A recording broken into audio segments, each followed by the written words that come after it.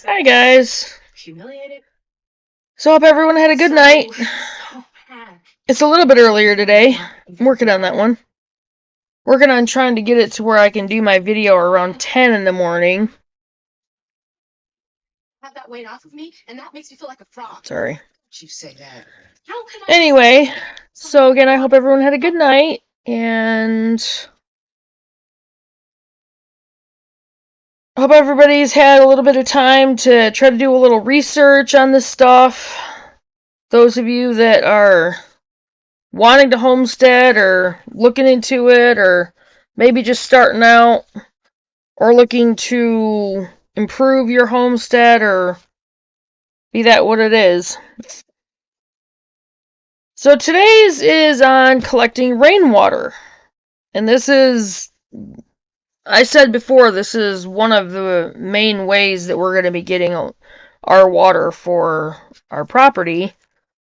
It's just going to be a matter of us getting the rainwater barrels and tanks to collect the water. Still need to figure out like exactly how much we're going to need. I know we're going to need at least one for the barnyard, if not two. We're going to need one for the garden area, probably one for the orchard. I just want to make sure that we have enough. And how many tanks you have isn't going to take away from the rain, obviously. They should equally fill up for the most part. But I'm just going to have to look into, getting all the filtering and all that we need. And that's probably going to have to go a little bit at a time because right now we just don't have the money coming in. But, sorry. Anyway, so today is collecting rainwater. And, it's kind of funny because I've actually started doing that a little bit here. I have some buckets out on the porch that I just put out there just to collect the rainwater to use to water our plants because I don't want to use the tap water. So, kind of got a little bit of that going on right now. And I figure like the bugs and debris and stuff like that in it really doesn't matter when you're watering plants, but okay. So collecting rainwater on a homestead helps reduce your reliance on conventional utilities while conserving natural resources. Even if you can't harvest enough rainwater to meet all of your household needs, your monthly water bill will decrease. Now that's only if you're still basically connected to the grid. Where we're at on our property, thankfully we're not going to be connected to the city water, and I don't want to be. Because the city water is horrible. Like, they have a statement, I think, on their website that basically warns people not to drink the water. If that tells you much, which is sad, but setting up a rainwater collection system that attaches to a roof and gutters is not a complicated or high-tech task. Depending on the dimension of your home and buildings, it is possible to get a whole system up and running for only a few $100s in a single weekend. Now, for our property, I've got to go back and watch the videos that Doug put out there when he installed their rainwater catchment system. Because I don't know exactly how he has it set up. So, it's going to take some research and stuff like that, but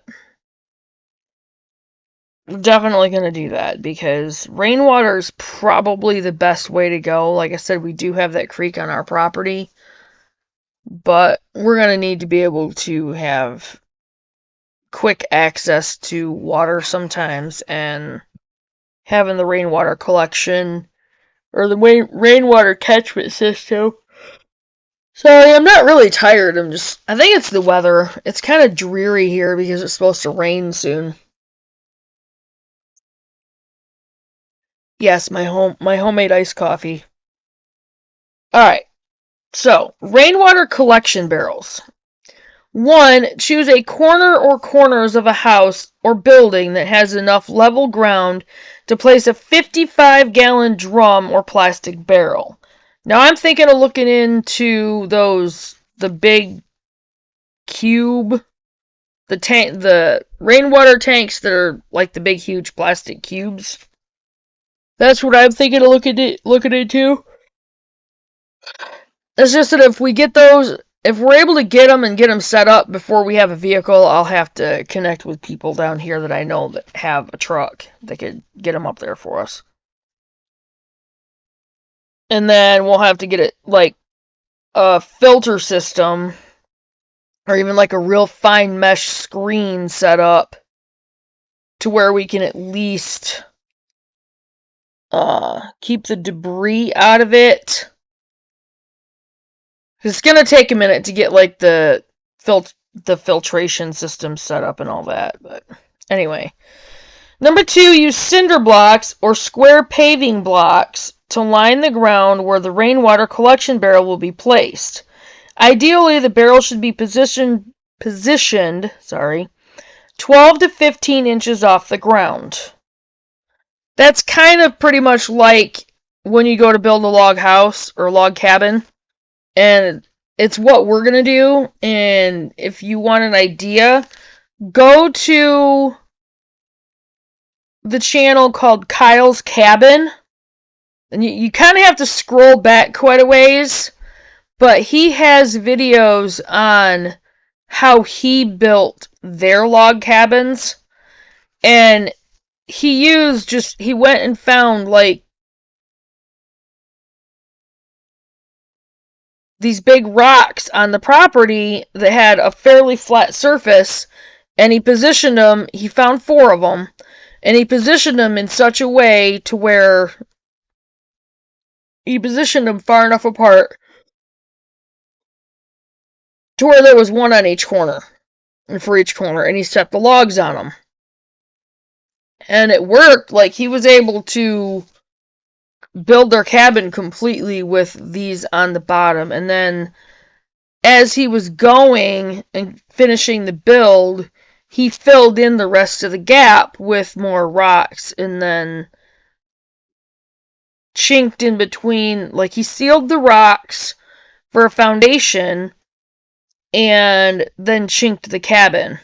So he actually did a really good job. You guys will have to check out Kyle's Cabin, because that's where I got the idea from, and I'm gonna pretty much follow what he did. So, and there's other people down here that have the know-how as well, so we'll have a little more help than what I thought, but especially connecting with people that live right close to that area. All right, number 3. Next, you will probably need to shorten your downspout, so there will be enough space to add elbow connectors to it. That way, the rainwater can flow down into another pipe and ultimately into the barrel. Number 4, use threaded connectors to attach PVC pipe and a spigot to the front lower area of the barrel for easy access to the water. 5, attach a mesh screen to the barrel opening to filter out as much debris as possible. That's what I was talking about.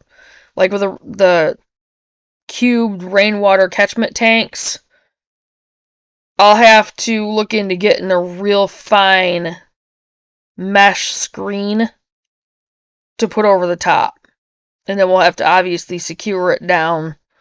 And then I'll have to look into like the filters for the water to go through as it's flowing into where we need it. Okay, rainwater barrels startup checklist. Number 1, before connecting the barrel to the downspout, use a hose to flush out any dirt, leaves, or other debris. Excuse me, yeah, because you don't want any of that in there, obviously. Number 2, prune back any tree branches that dangle over the rainwater collection system to prevent future debris as much as possible. We're not going to have that problem too much in the area that we're in, Because I don't think any of the rainwater collection barrels that we have, or tanks, are going to be, like, under any trees or anything. Maybe, like, back towards where our cabin's at, but that's it. So we might have to trim some of those trees back there. Number 3, pour water into the downspout in small sections to check for leaks. Repair any leaks that appear or replace the piece of downspout. Number 3, reinforce the downspouts with either sheet metal and screws or caulk if they appear to be weakening for extended use. Obviously, you don't want that to break. And after a freeze, like, you always want to be checking your pipes. Spray out, okay, number 5, spray out rainwater barrel or scrub it with a mild liquid dish soaper periodically to prevent grime and buildup if water is not used frequently after being collected. Pretty sure we'll use our water quite a bit. Number 6, consider digging an overflow area to divert water away from the structure that the barrel is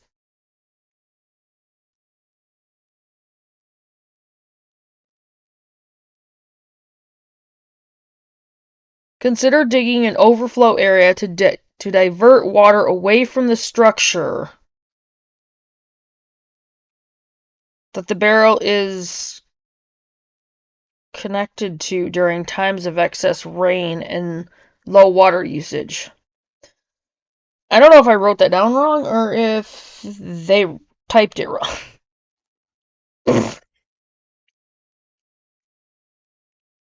Blip! Sorry. Anyway, I think they might have done a typo because I know that was weird. Anyway. You could also connect a second barrel to the first one using PVC pipe as a dual catchment system for overflow purposes. That's what I'll probably do because I don't want to lose any of the water. I mean, water is a valuable homestead source. Any homesteader knows that. And if you're not into homesteading yet, you will find that out. This is highly recommended so you can store extra water in case of drought, and that is very, very, very, very, very important. Even down here, because last year, from what everybody told me, they went from, I think it was the end of May to September or October without rain. And it was very dry and very hot. So, having that extra water, not wasting that water, always having something to collect the extra water in is always, always, always recommended. Okay, rainwater collection tips. Legalities. Not every state or town allows residents to collect as much rainwater as they want, or any rainwater at all. You will want to look that up for wherever you live. And if you want to do the rainwater catchment, make sure you won't get in trouble. Make sure you follow all your state and local ordinances when planning on a rainwater catchment system on your urban homestead. Now, urban homestead would be even nitpickier, I'm sure of it. In some states or municipalities, you might have to purchase a permit to capture rain falling from the sky onto your own property, which is kind of stupid, but... The number of states with some type of ban or restriction on residential rainwater collection changes periodically due to pending legislation, so I will not be making a list here. It would become outdated far too quickly. Never assume that because you were able to collect rainwater without a permit one year, that you'll still be allowed to do it the next year without one. Okay, equipment. Choosing the right barrel or barrels for rainwater collection is the most important part of the setup process. A clean food-grade barrel that has never contained toxic chemicals is an absolute must. You do not want to get a barrel for rainwater collection from a questionable source.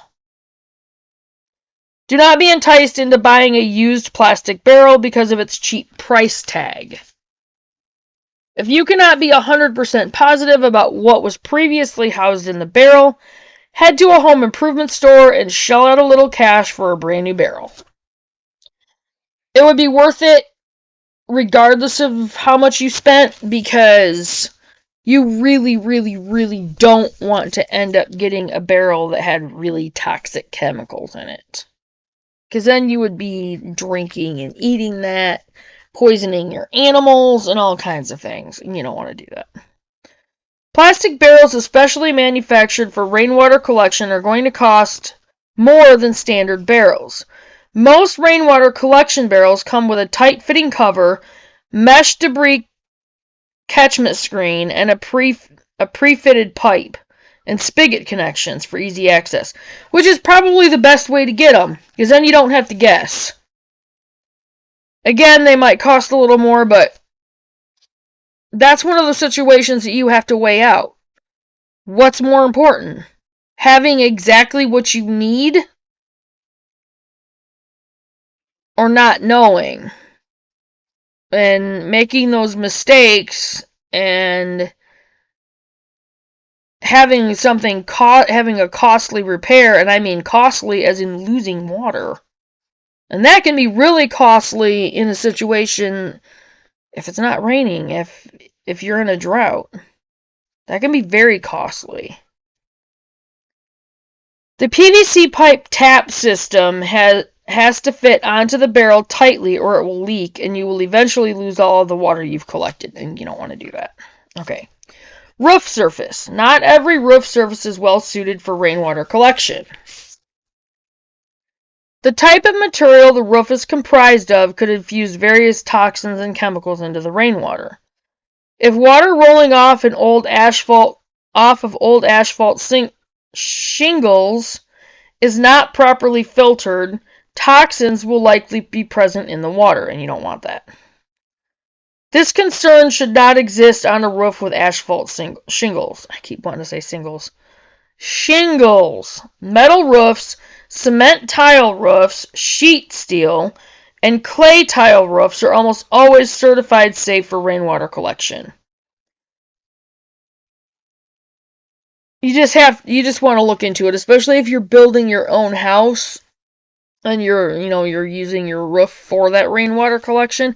I don't know if we're gonna do it that way or not. I want to watch those videos and see how Doug set it up for them. So,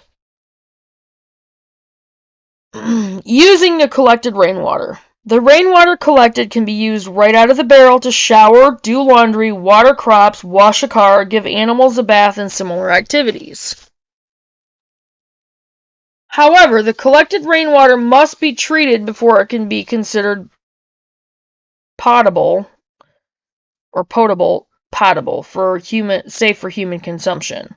The quality of the collected water will vary inside, but also where you live. For homesteaders living in an area with air pollution and other environmental problems, the collected rainwater is likely to be of lesser quality than that which rains down in the suburbs or in a rural area.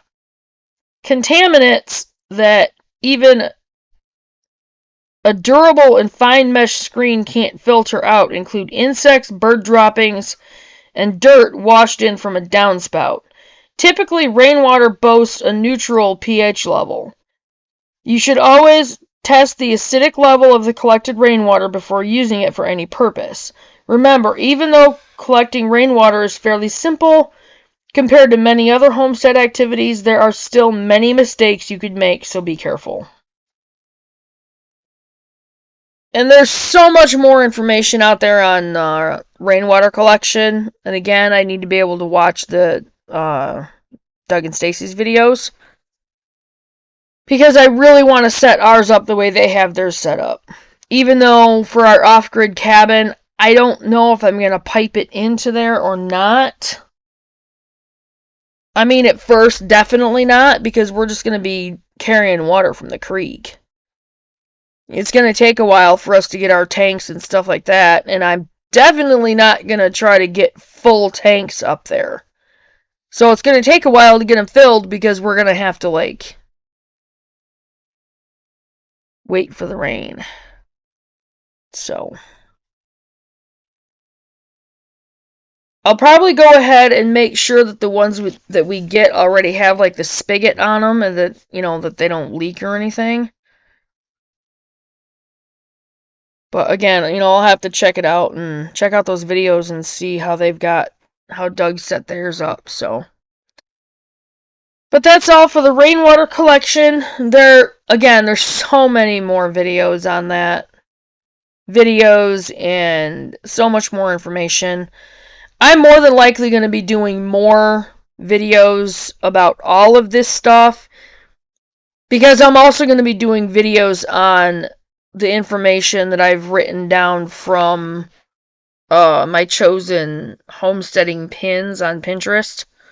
Because I know a lot of people don't use Pinterest. I mean, it's not hard to use, but I know a lot of people just don't care. They don't want to take the time to.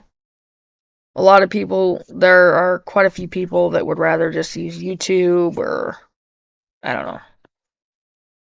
But I'm going to be putting my information out there for sure, the ones that I've chosen, and, hopefully it helps certain people, and share my videos, get the information out there for people. Especially if you know somebody that's considering moving on to a homestead and setting up a rainwater collection system, share the video. It'll at least give them a little bit of information and, put them in a position of, okay, well, I'm going to check this out more. I'm going to look this up more. Because you definitely need more information. I need more information. I know I don't know even a tiny bit of what I need to know about that. So, but I'm going to definitely be watching Doug and Stacy's videos on that and on how he set theirs up, and when we do ours, I'll definitely do a video about that because that's going to be interesting. So, but I'm going to get off from here and get our video uploaded, and I'm going to get back with you guys tomorrow. I might end up doing another video today, depending on what's going on and information and that kind of thing.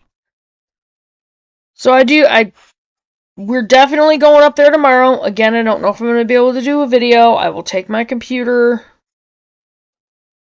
Probably going to have to get up fairly early. I work until 10:45 tonight.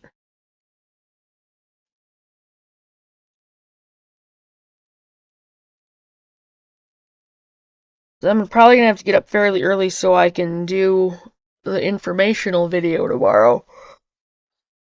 Sorry, I feel like I'm still waking up. I think it's just the day. But I'll definitely get the informational video out there in the morning before we leave. Andrew said he doesn't want to leave before like 10 or 11 in the morning because he doesn't want to get up really early. Blame him. But I will get the earlier video out there. The informational video out earlier tomorrow. And I'll take my computer with me. If I can do a video on the property, I will do a video on the property for sure. And especially, if I can do a video, I want to be able to walk.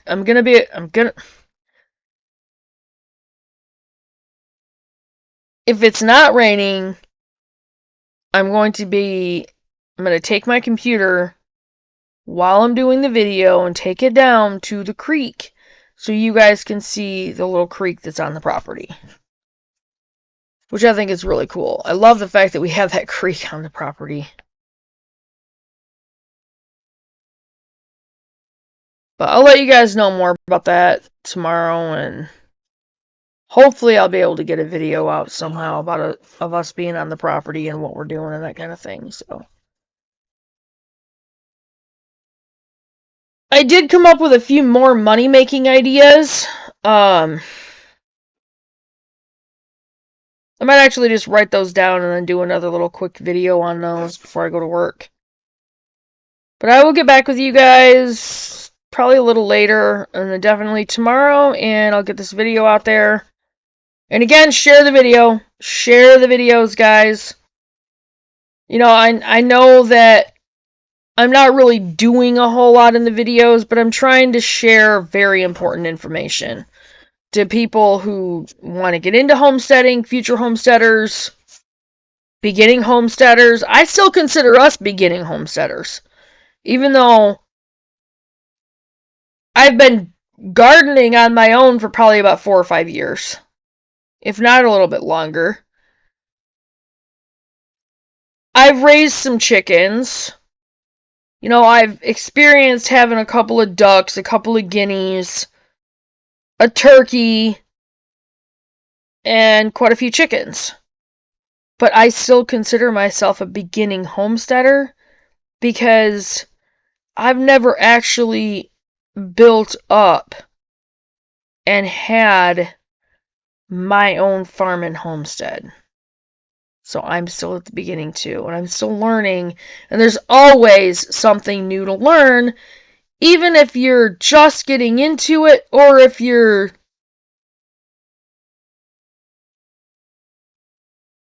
experienced by years of doing it. There's always something new to learn. Always. So, keep that in mind and share the videos, and hopefully everybody's getting some helpful information out of them. Leave comments, share the videos, like the videos, and subscribe to the channel and talk about us, you know. Share the videos to friends, neighbors, whoever, and recommend our channel and recommend people subscribing to it. So, I will get off from here and get this video out, and I will see you guys in the next one. Bye, guys.